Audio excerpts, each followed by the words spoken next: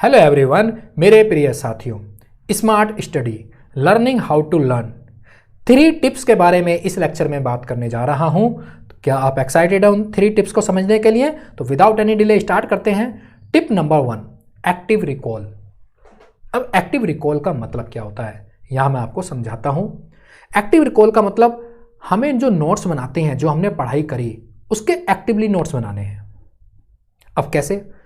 अब एक तरीका ये होता है, किताब सामने रखी है, साथ के साथ हम पढ़ रहे हैं और नीचे टक टक टक जल्दी जल्दी नोट्स बनाए जा रहे हैं, और वो हमने चेक करा लिया टीचर से कि सर हमारे नोट्स तैयार हैं, हमने बना लिए हैं। एक तरीका ये है पैसिव तरीका नोट्स बनाने का।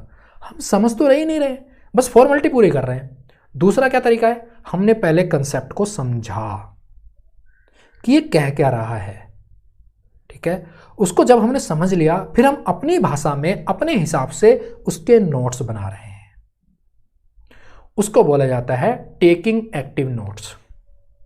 तो बेसिकली होता क्या, हमने पहली बार पढ़ा, समझा, फिर उसको जब आप अपनी भाषा में फिर उसके नोट्स बना रहे हैं, उसको हम दोबारा से एक तरीके से माइंड के अंदर रिकॉल हो रहा है। पूरा कंसेप्ट, पूरा मैकेनिज्म, पूरी साइंस जो मैंने पढ़ी है, क्योंकि अब मैं अपनी लैंग्वेज में लिख रहा हूं ना, उसको सोच सोच कर, समझ कर, तो दिमाग के अंदर कनेक्शन स्ट्रॉन्ग बन रहे हैं। इसको बोला जाता है टेकिंग एक्टिव नोट्स, और ये एक्टिव रिकॉल का हिस्सा है। दूसरा, इसी में ही एक्टिव रिकॉल के अंतर्गत आता है मेमोरी नोट बनाना, मतलब दिमाग के अंदर मेमोरी की गांठ बनाना। वही बात है जो हमने नोट्स बनाए थे कि हमें पहले पढ़ना है, समझना है, फिर अपने आप खुद से नोट्स बनाने हैं अपनी भाषा में। मेमोरी नोट का मतलब भी वही है कि हमने पहले पढ़ा, समझा, फिर हम उन कंसेप्ट को, उस नॉलेज को अपने माइंड के अंदर या तो उनको रिसाइट करें, उनको एक्सप्लेन करें दिमाग के अंदर ऐसे ऐसे कि अच्छा वो ऐसे था, ऐसा फार्मूला था, उसके बाद ऐसे हुआ, उसके बाद ये हुआ, उसके बाद ये आया, उसके बाद ये आया, उसके बाद ये आया। माइंड में अपने आप को एक्सप्लेन करना है, वो रिसाइट करना है वो कंसेप्ट्स। ऐसा होता है, हम सब लोग करते हैं, विजुअलाइजेशन करते हैं ऐसे। तो वो दिमाग के अंदर जो है ना, मेमोरी नोट बन रही हैं। तो जो कंसेप्ट हमने समझा है फिर गायब नहीं होगा, वो लीक नहीं करेगा, वो मेमोरी जो लीकेज होगी वो नहीं होगी। तो हमने पढ़ लिया, समझ लिया, हमें अपने माइंड में अंदर अंदर एक्सप्लेन करना है, अपने आप को वो विजुअलाइज करनी है जो हमने पढ़ाई करी है। तो उससे मेमोरी की गांठें बन रही हैं, वो इस लॉन्ग टर्म मेमोरी जा रही है। होता क्या है, जब हम सोच भी रहे हैं ना, विजुअलाइजेशन के ऊपर एक वीडियो हमारे कंसेप्ट बेस्ड लेक्चर जो सीरीज है उसके अंदर है। विजुअलाइजेशन के अंदर क्या हो रहा होता है, जैसे हम सोच रहे होते हैं ना, तो माइंड को नहीं पता कि वो चीज़ एक्चुअल में हो रही है या नहीं हो रही है। तो माइंड के लिए वो एक्चुअली है। तो हम सोच रहे हैं तो माइंड के अंदर वो न्यूरॉन उसी तरीके से ही फायर हो रहे हैं, न्यूरॉन के अंदर कनेक्शंस बन रहे हैं। जब कनेक्शंस बन रहे होते हैं, स्ट्रॉन्ग बन रहे होते हैं, वो लॉन्ग टर्म मेमोरी का हिस्सा हो रहा होता है। तो वो मेमोरी नोट कहलाता है। फिर चलते हैं, हमने पढ़ लिया, समझ लिया, अब उसको इस तरीके से, या तो इस तरीके से हम एक्सप्लेन कर पाएं, अपने माइंड में भी एक्सप्लेन कर पाएं, या अकेले भी किसी को एक्सप्लेन कर पाएं इतनी आसान भाषा में कि एक 5 साल का बच्चा भी समझ पाए, या किसी और को हम वो कंसेप्ट समझा दें, उसको टीच कर दें, ठीक है। तो ये क्या है, एक्टिव रिकॉल के मेथड है।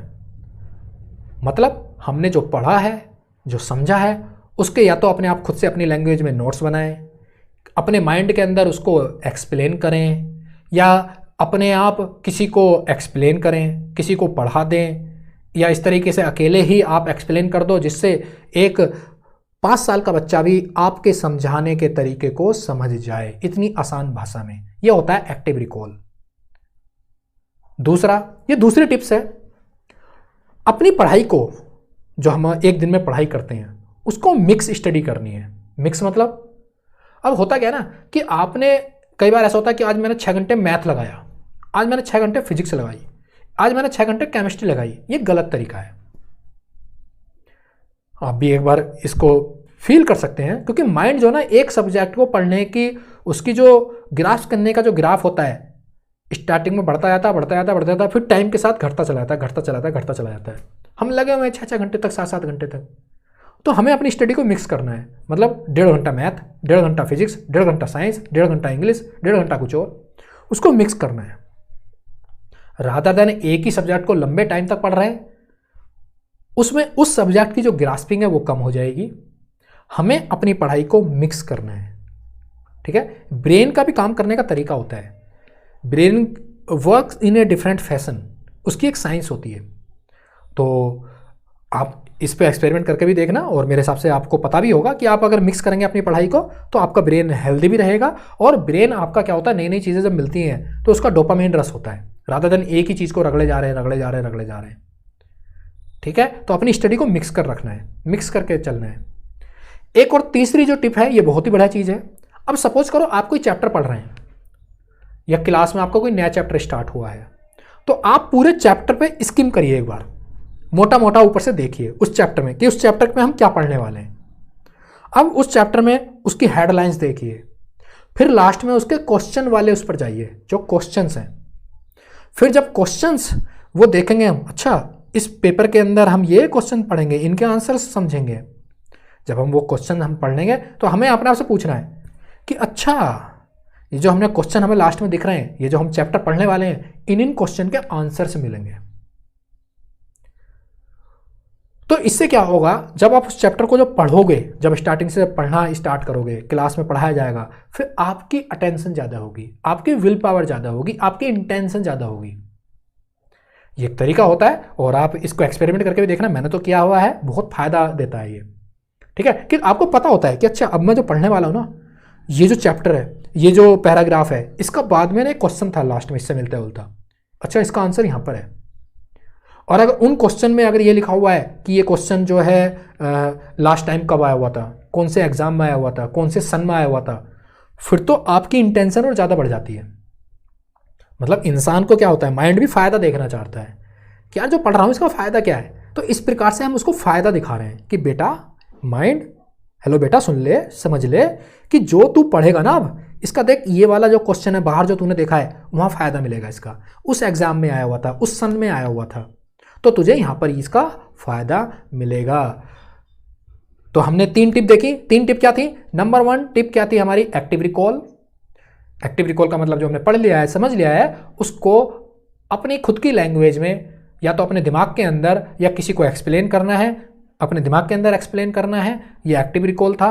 उससे क्या होता है, वो सारे कंसेप्ट जो है लॉन्ग टर्म मेमोरी में जा रहे होते हैं, कनेक्शन स्ट्रॉन्ग बन रहे होते हैं। अपनी पढ़ाई को मिक्स करके रखना है कि 1 घंटा चलो 1.5 घंटा मैथ पढ़ लिया, 1.5 घंटा साइंस, 1.5 घंटा कुछ और सब्जेक्ट मिक्स करना है। तीसरा, जब भी हम कोई नया चैप्टर स्टार्ट करते हैं उस पर एक बार मोटा मोटा नज़र मार लेनी है और उसके जो क्वेश्चंस हैं लास्ट में, उन क्वेश्चंस को देखना है, सो दैट जब मैं पढ़ाई करूँगा तो मेरे दिमाग में रहेगा कि बेटा कि ये जो पढ़ रहा है ना, इसका फ़ायदा उन क्वेश्चन के आंसर देने में होगा। दिमाग को फ़ायदा जैसे मिलता है, किसी चीज़ में दिखता है, उसकी इंटेंशन बढ़ जाती है, विल पावर बढ़ जाती है। मैं आशा करता हूं आपको ये तीनों टिप्स अच्छी लगी होंगी और आप ये तीनों टिप्स अपनी पढ़ाई में इंप्लीमेंट करेंगे। बहुत बहुत धन्यवाद इस लेक्चर को देखने के लिए आपका।